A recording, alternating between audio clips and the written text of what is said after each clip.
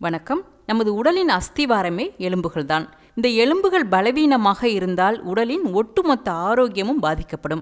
முக்கியமாக நமது உடலில் இருக்கும் தசைகள் உறுப்புகளை பாதுகாப்பதில் எலும்புகளுக்கு முக்கிய பங்கு உண்டு. ஆனால் வயது ஆக ஆக எலும்புகளின் பலம் சிறிது சிறிதாக குறைய ஆரம்பிக்கும். முன்பெல்லாம் வயதானவர்களுக்கு மட்டுமே எலும்புகள் பலவீனமாக இருக்கும். ஆனால் தற்போது 30 வயதை நெருங்கிவிட்டாலே பலருக்கு எலும்பு தேய்மானம் வந்துவிடுகிறது. இதனால் பலரும் மூட்டுவலி, முதுகுவலி, கைவலி என புலம்ப ஆரம்பித்து விடுகிறார்கள். இதற்கு என்னதான் வழி என்றால், நிச்சயம் நமது உணவுகளில் எலும்பின் வலிமை அதிகரிக்கும் சத்துள்ள உணவுகளை கண்டிப்பாக சேர்த்தே ஆக வேண்டும். அந்த வகையில் எலும்பை பலப்படுத்தும் உணவுகள் பற்றி தான் இங்கே பார்க்க போகிறோம். தவிர்க்காமல் இறுதி வரை பாருங்கள். பொதுவாக எலும்புகள் உறுதியாக இருக்க, எலும்பு முறிவு ஏற்பட்டால் விரைவில் இணையவும் கால்சியம் சத்து முக்கியம். அதே சமயம் கால்சியம் சத்தை கிரகிக்க விட்டமின் டி சத்தும் தேவை. இதை தவிர இன்னும் சில சத்துகளும் எலும்பின் வலிமைக்கு முக்கியம். அவைகள் ஒவ்வொன்றாக இப்பொழுது பார்ப்போம். முதலில் கேழ்வரகு. 100 கிராம் கேழ்வரகில் 35 மில்லிகிராம் கால்சியம் உள்ளது. சொல்லப்போனால் சிறுதானியங்களில் மிக அதிக அளவு கால்சியம் சத்தை கொண்டது இந்த கேழ்வரகு. எனவே அவ்வப்பொழுது ராகி கஞ்சி, எண்ணெய் அதிகம் சேர்க்கப்படாத ராகி தோசை, ராகி புட்டு என்று சாப்பிட்டு வரலாம். இதனால் எலும்பின் வலிமை அதிகரிக்கும். அதே போன்று முருங்கைக்கீரையை எடுத்துக்கொண்டால் பாலில் உள்ளதை விட 4 மடங்கு அதிக கால்சியம் உள்ளது. எனவே வாரத்தில் 2 முறையாவது முருங்கைக்கீரையை உணவில் இருக்குமாறு பார்த்து கொள்ளுங்கள். அதே போன்று பாலில் இருந்து பெறக்கூடிய தயிரும் கால்சியம் மற்றும் பாஸ்பரஸ் நிறைந்துள்ளது.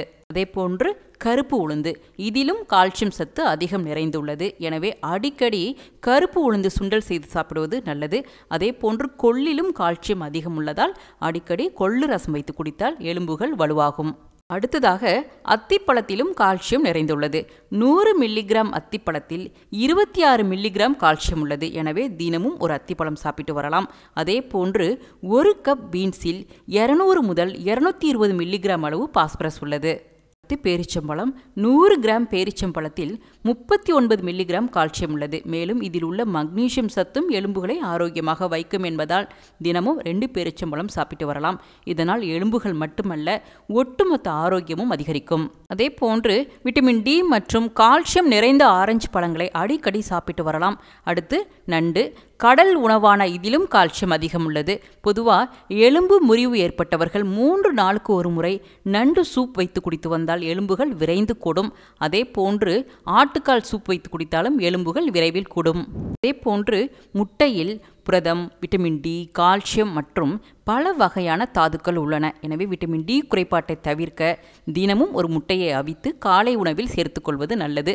அதிலும் முட்டையின் மஞ்சள் கருவில்தான் இந்த சத்து வளமாக உள்ளது. அடுத்து மத்தி, சால்மன், காணான் கிளித்தி போன்ற கடல் மீன்களில் ஒமேகா 3 கொழுப்பு அமிலம் மட்டுமல்ல, விட்டமின் டியும் வளமாக உள்ளது. மேலும் கால்சியம், செலீனியம், பாஸ்பரஸ் போன்ற எலும்பின் வலிமைக்கு உதவும் சத்துகளும் இதில் உள்ளதால் இந்த வகை மீன்களை வாரம் 2 முறை சாப்பிட்டு வருவது நல்லது. அடுத்து மிக முக்கியமானது சூரிய ஒளி. இந்த சூரிய ஒளி நம் மீது படும் பொழுது நம் உடலால் விட்டமின் டியை அதிகமாக உற்பத்தி செய்ய முடியும். எனவே தினமும் சிறிது நேரம் சூரிய ஒளி படுமாறு நின்றால் எலும்பின் வலிமை அதிகரிக்கும். பொதுவாக எலும்பு முறிவு ஏற்பட்டவர்கள் தினமும் சிறிது நேரம் சூரிய ஒளியில் நிற்பது நல்லது. அதே போன்று எலும்புகளை ஆரோக்கியமாக உருவாக்க பாஸ்பரஸ் சத்து முக்கியம். இது எலும்புகளுக்கு மட்டுமின்றி உடலுக்கு தேவையான ஆற்றலை உற்பத்தி செய்வதிலும் உதவி செய்கிறது. அந்த வகையில் பாலில் கால்சியம் சத்தோடு பாஸ்பரஸ் சத்துகளும் நிறைந்துள்ளன. அடுத்து மிக முக்கியமாக எலும்பின் வலிமையை பாதிக்கும் விஷயங்களை பற்றியும் இப்பொழுது பார்ப்போம். முதலில் காஃபி. காஃபி டீயை அதிகமாக குடிப்பதால் எலும்புகள் பலவீனமடையும். காரணம், காஃபியில் உள்ள அதிக அளவு காஃபின் எலும்புகளில் இருக்கும் கால்சியத்தின் அளவை குறைக்கிறது.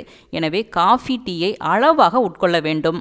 அடுத்து அதிகமாக செயற்கை குளிர்பானங்களை குடித்து வந்தாலும் இரத்தத்தில் கால்சியத்தின் அளவு குறையும். இதனால் எலும்புகளுக்கு போதுமான கால்சியம் கிடைக்காததால் எலும்புகள் பலவீனமாகிறது.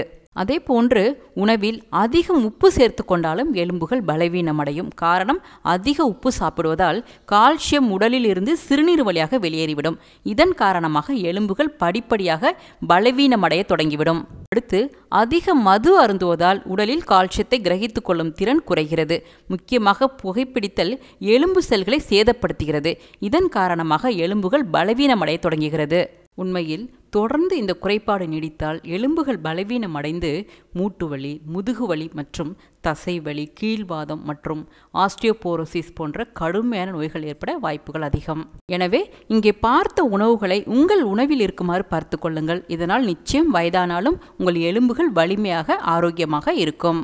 இந்த வீடியோ உங்களுக்கு பயனுள்ளதாக இருந்தால் லைக் பண்ணுங்க, ஷேர் பண்ணுங்க. இது போன்ற ஆரோக்கிய குறிப்புகள் உங்களை வந்தடைய நலம் பெற சேனலை இதுவரை சப்ஸ்கிரைப் செய்யாதவர்கள் இப்போ சப்ஸ்கிரைப் பண்ணுங்க. நன்றி.